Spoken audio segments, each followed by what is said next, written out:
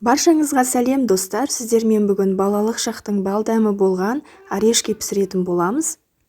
Бұл орешкидің дәмін бір көрсеңіз, қайта-қайта жегіңіз келе беретіні сөзсіз. Менімен бірге ендеше жасап көріңіз. Ыдысымызға бір жұмыртқамызды, шекерімізді және ванилин салып араластырып аламыз.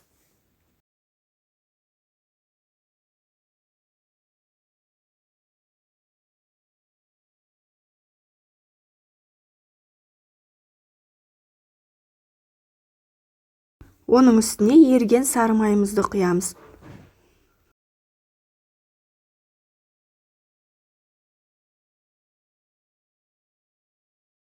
Енді бөлек ыдысымызға бір шай қасық содамыз бен уксусты гайсіздетіп алып, оны да жаңағы жұмыртқалы массамызға араластырып жібереміз.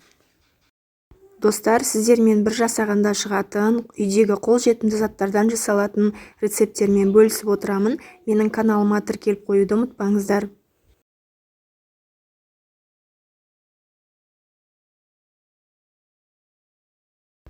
Енді үстіне ұнымызды сеуіп, қамыр елейтін боламыз. Бізде жұп-жұмсақ қамыр пайда болады.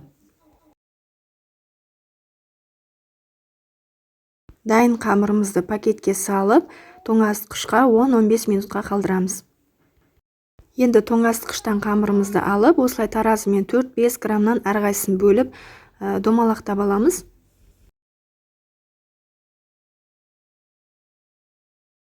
Менде осындай электрлік орешница болды. Осылай қыздырып, ішін бір майлап аламыз. Қызған тапамызға осылай қамырларымызды салып, 3-4 минуттай пісіріп алатын боламыз. Орешницаны бір рет қана майласақ жеткілікті, әр қамырды салған сайын майлап отырудың қажеті жоқ. Піскен орешкиларымызды осылай шанышқының көмегімен алып аламыз.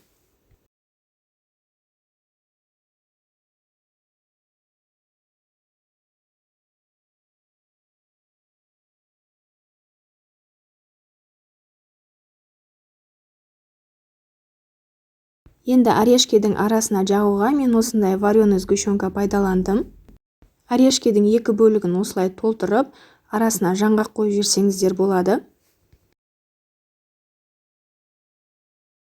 Бұл орешкиді татты жақсы көретін кез келген адамға ұсынсаңыз, сүйсініп жеп қоятыны сөзсіз, және тура осы рецепт бойынша жасап, дүкендерге өткізсеңіздер де болады.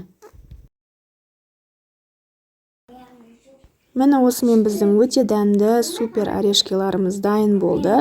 Тура осы рецептпен жасап, үйіңізді, балаларыңызды қуантыңыздар. Менімен бірге болғандарыңызға рахмет. Сіздермен бірге болған Әсел.